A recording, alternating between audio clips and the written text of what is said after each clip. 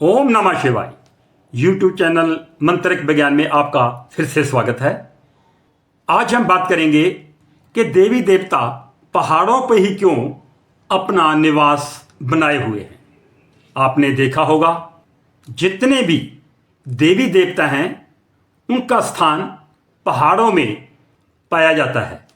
जैसे माँ बगलामुखी, माँ वैष्णो देवी, गुवाहाटी में माँ कामाख्या, हरिद्वार में माँ मनसा देवी, ज्वाला जी, नैना देवी जी, माँ चिंतपूर्णी जी, बद्रीनाथ, केदारनाथ और जितने भी अन्य हमारे पूजनीय स्थान हैं वो पहाड़ों में ही क्यों पाए जाते हैं। एक बात तो मैं यहाँ बता दूँ कि अगर ये सब स्थान पहाड़ों में पाए जाते हैं तो कोई ना कोई विशेष कारण जरूर होगा।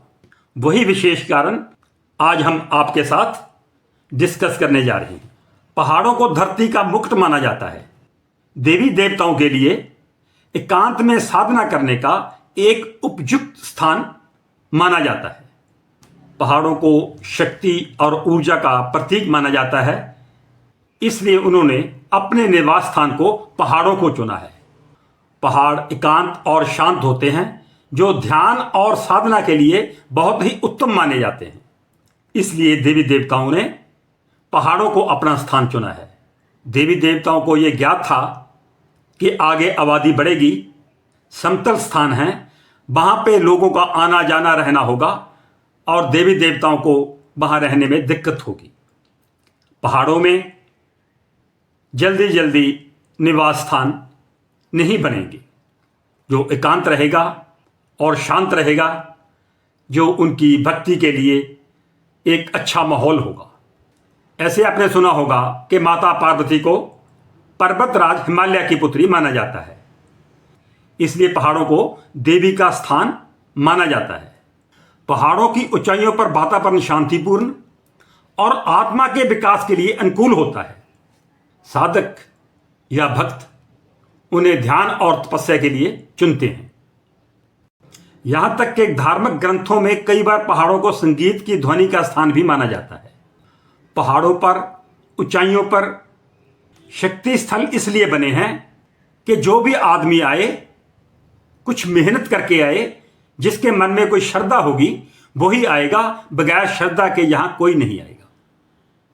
क्योंकि चलना, पहाड़ों तक पहुंचना, ऊंचाइयों तक पहुंचना वही करेगा जिसके मन में श्रद्धा होगी। आजकल आपने देखा है कि धार्मिक स्थानों पर श्रद्धालु कम और पर्यटक ज्यादा होते हैं। घूमने फिरने की लालसा होती है, मन में श्रद्धा नहीं होती। इस चीज को ध्यान में पहले रखा गया था, लेकिन दुख की बात है कि अब उन स्थानों तक पहुंच बड़ी आसान हो गई है। वहां से लोग श्रद्धा से नहीं जाते घूमने फिरने के लिए, जो कि एक अच्छी बात नहीं है। यहां पहले बेहद शांति होती थी, वहां आजकल ऊंचे स्वर में गीतों के कैसेट बजाए जाते हैं ताकि ग्राहक को आकर्षित किया जाए। पहले ऋषि मुनि तपस्या करके शक्ति हासिल करते थे और उस शक्ति को जन कल्याण के लिए इस्तेमाल करते थे। आपने भी ये नोटिस किया होगा कि पहाड़ों पर मन एकाग्र आसानी से हो जाता है। मौन, ध्यान एवं जप आदि कार्यों के लिए एकांत की जरूरत अवश्य होती है और उसके लिए पहाड़ों से अच्छा और कोई स्थान नहीं हो सकता। कई लोग बीमार पड़ जाते हैं और डॉक्टर लोग उन्हें पहाड़ों में कुछ दिन बिताने के लिए सलाह देते हैं। ये तो वैज्ञानिक शोध में भी पाया गया है कि पहाड़ों में ऊंचाई पर इंसान का स्वास्थ्य अच्छा रहता है। लगातार ऊंचे स्थान पर रहने से जमीन पर होने वाली बीमारियां खत्म हो जाती हैं। ऐसे में पहाड़ी स्थानों पर इंसान की धार्मिक और आध्यात्मिक भावनाओं का विकास जल्दी होता है। पहाड़ी क्षेत्रों में ऊंचे ऊंचे पेड़ पौधे और सुंदर पुष्पों से क्षेत्र की सुंदरता अधिक सुंदर हो जाती है। पहाड़ों के ऊंचे ऊंचे टीले देखकर व्यक्ति का मन प्रसन्न हो जाता है, साधक का मन प्रसन्न हो जाता है और फिर उसका मन ध्यान में ज़्यादा लगता है और वो अपने उद्देश्य को पा लेता है। मंत्र सिद्धि के लिए पहाड़ों में जाकर मंत्र सिद्धि करना बहुत ही अच्छा माना गया है। अगर पहाड़ों में जाकर किसी शक्ति स्थल पर जाकर सिद्धि की जाए तो जिस मनोरथ से आप मंत्र सिद्धि करोगे वो आपको अवश्य मिलेगी।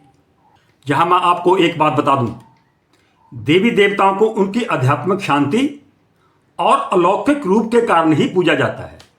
वह आमतौर पर शांति, शक्ति, सौंदर्य के प्रतीक होते हैं। उनका रूप और व्यक्तित्व अधिकतर लोगों के लिए प्रेरणा का स्रोत होते हैं। जैसे मां सरस्वती का रूप ज्ञान और शांति का प्रतीक है, जबकि काली जी को शक्ति और विनाश की देवी के रूप में पूजा जाता है। पहाड़ों पर बने मंदिरों का स्वरूप कुछ कुछ पिरामिड से मेल खाता है, क्योंकि पुरातन समय के ऋषि मुनि ये सब जानते थे कि समतल एरिया में लोगों का रहना सहना होगा और उनको तपस्या के लिए ये स्थान उचित नहीं होगा। तो इसलिए उन्होंने पहाड़ों के वातावरण, खूबसूरती, एकांत, शांति को देखते हुए अपने स्थान पहाड़ों में नियुक्त किए, क्योंकि आपने कोई भी सिद्धि करनी है उसके लिए एकांत का होना बहुत जरूरी है। माँ दुर्गा को तो पहाड़ों वाली देवी ही कहा जाता है और ये भी देखा जाता है कि देवी देवताओं ने राक्षसों का वध किया। राक्षस हमेशा मैदानी इलाकों से आते थे और देवी देवता ऊंचाई से उनको अच्छी तरह से देख लेते थे और उसके बाद उन राक्षसों का वध किया जाता था। तो इसलिए अगर आपने भी कोई साधना करनी है, कोई मंत्र सिद्धि करनी है, तो मैंने जो इस वीडियो में तथ्य बताए हैं कि पहाड़ों में सिद्धि करने का, एकांत में नाम लेने का क्या फायदा होता है, जल्दी सिद्धि मिलती है, तो आप भी जब आपने कोई सिद्धि करनी है, भगवान का नाम लेना है, तो पहाड़ों में किया जाए तो आपको उसका अच्छा फल मिलेगा। आज की इस जानकारी के साथ ओम नमः शिवाय।